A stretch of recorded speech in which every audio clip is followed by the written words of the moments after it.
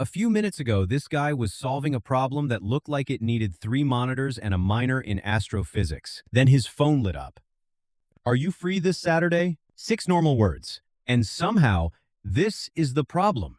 Sure, sounds too eager. Yeah, sounds too casual. Maybe wait 8 minutes. So he looks relaxed, which is obviously what relaxed people do. 27 minutes later, still no reply.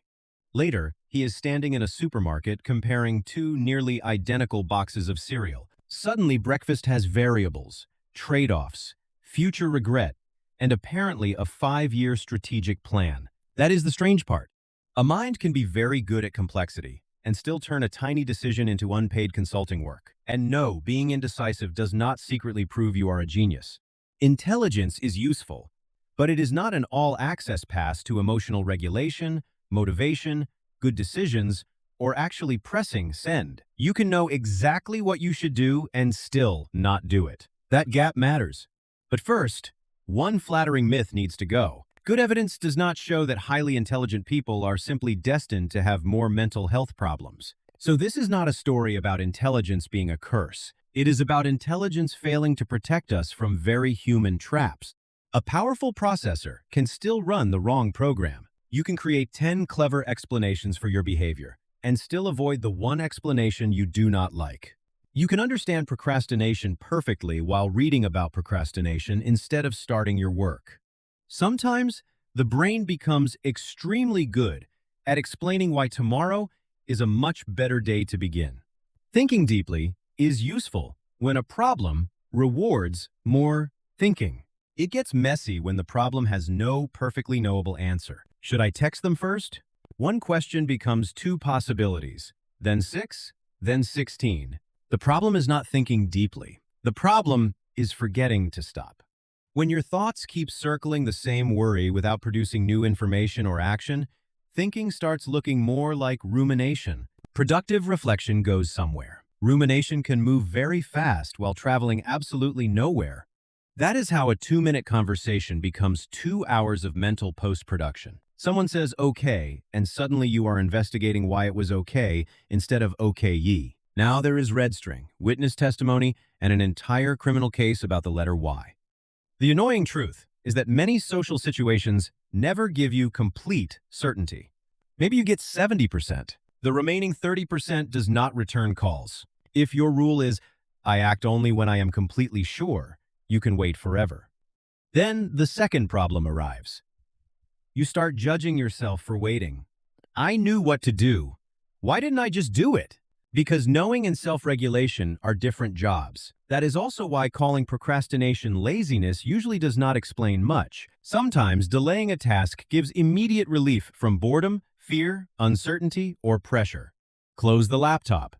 Open a cat video. Your nervous system says, "Excellent choice, Chief," for 5 minutes. Then the task comes back with less time and more stress. Sometimes we even procrastinate by preparing to be productive. You find the perfect note-taking app. Optimize your desk, compare focus methods, choose a font, organize every folder, and create an impressive productivity ecosystem around a blank document. Everything is ready, except the work. Sometimes you do not need to think better. You need to notice when thinking is already good enough to begin. But this becomes harder when being right is not only about the task, it becomes about you. There is a difference between having high standards and feeling personally threatened by mistakes. One person makes an error, fixes it, and keeps going. Another makes one small mistake and turns, "I did something wrong," into, "There is something wrong with me." That sentence is much heavier. Now, a 3-line email feels like a public referendum on your competence. You write, "Hi," change it to "hello," change it back, remove a comma, restore the comma, and save draft 14. Draft 14 looks almost exactly like draft 1. At that point, the goal is no longer send a good email. The goal becomes send an email nobody could possibly judge. Humanity has not invented that email yet. So the finish line keeps moving. Good becomes excellent. Excellent becomes flawless. Flawless becomes, "I noticed one weird sentence," destroy everything. This is where competence can start turning into identity. Maybe growing up, you were the smart one. You understood quickly. You finished early. Adults kept noticing. That is not automatically harmful. But if too much of your self-worth gets attached to being capable, performance starts carrying more emotional weight. Feedback stops feeling like information about what you did. It starts feeling like information about who you are. Then, can I do this? Becomes something more dangerous. What does it mean about me if I can't? And strangely, an easy task can become more threatening than a hard one. Fail a brutally difficult exam, and you can say, well, that was brutal. Struggle with something you believe should be easy, and the mind asks, wait, what if I'm not who I thought I was? That is how someone can debate philosophy for 2 hours and still need 3 business days to call the dentist. Not because dentistry requires advanced reasoning. The call just contains discomfort, uncertainty, and another human being. When being smart becomes something you need to protect, avoiding a fair test can become attractive. Psychology has a useful term here: self-handicapping. Sometimes people leave themselves an excuse before the result arrives. If I prepare properly and fail, maybe I have to question my ability. But if I start at 2:17 in the morning, perfect. Now, failure has somewhere else to go. Of course that wasn't my best. I only had one night. We politely ignore who created the one-night situation. Not every procrastinator is self-handicapping. The two are not the same.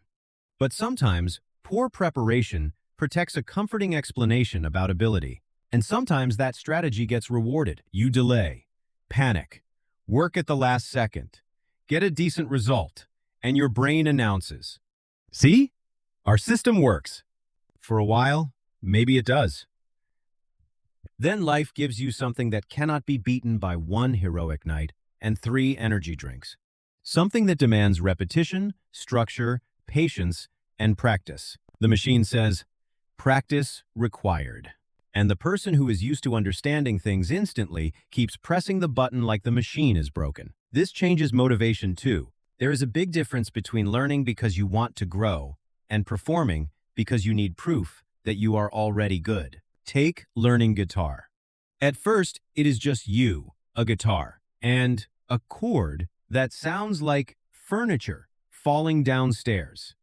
11 minutes later, you are Googling, how long does it take a gifted person to become exceptional at guitar? Congratulations. You turned a hobby into a performance review. If being a beginner feels like evidence against your identity, you may choose only things you already do well. That protects competence today. It can make your world smaller tomorrow. So sometimes the better question is not, how do I force myself to work harder?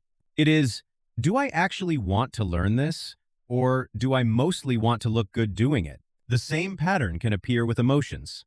You get hurt, and before the feeling even sits down, your brain brings in a whiteboard. After a breakup, you might be crying while calmly explaining attachment theory, childhood conditioning, and neurotransmitters. Very educational. Still crying. Understanding an emotion can help, but understanding it is not the same as processing it. Sometimes analysis becomes a way of keeping the actual feeling at a safe distance. And sometimes the most accurate sentence is much simpler. Yeah, that hurt. No diagram required. Emotions are not always broken. Appliances waiting for your brain to arrive with a screwdriver. This matters in relationships too. If you are used to being the person who understands things, you may feel pressure to always provide the solution. Someone says, I'm exhausted. You open a presentation called 7 Evidence-Based Causes of Fatigue. They wanted a hug. You brought citations. Sometimes connection does not need optimization. Sometimes it needs presence. And connection also requires sentences like, 1, I don't know. I need help. I messed that up. Tiny sentences. Very heavy. If your worth depends on always appearing competent. So how do you get out of this? Probably not with, just stop overthinking. Tell an overthinker to stop overthinking, and you have mostly given them a fascinating new thing to overthink. A better move is changing the goal. Instead of asking, am I completely sure? Ask, do I know enough to take the next step? For small decisions, give the thinking a stopping point. 10 minutes. Then choose. Not because the choice will be perfect, but because many choices can be adjusted later. Next, separate performance from identity. A bad result can tell you something about your strategy, preparation, timing, or skill. It does not need to become a biography of your worth. Then try being bad at something on purpose. Draw an ugly horse. Learn 3 terrible guitar chords. Cook something that looks emotionally defeated. The goal is not to lower your standards. It is to experience being a beginner without turning it into an identity emergency. And when a difficult emotion appears, try naming it before explaining it. I'm embarrassed. I'm scared. I'm disappointed. Sometimes 3 ordinary words do more useful work than 15 minutes of internal analysis. Eventually, the question changes. Not, how do I prove I'm intelligent here? But, what would help me learn, act, or connect right now? Which brings us back to the phone. Are you free this Saturday? The branches start appearing again. Too eager? Too casual? Wait, 8 minutes? What did they really mean? Then he notices what his brain is doing. He types, yeah, Saturday works. Send. Because intelligence can help you see more possibilities, wisdom is sometimes knowing which possibilities no longer deserve a meeting.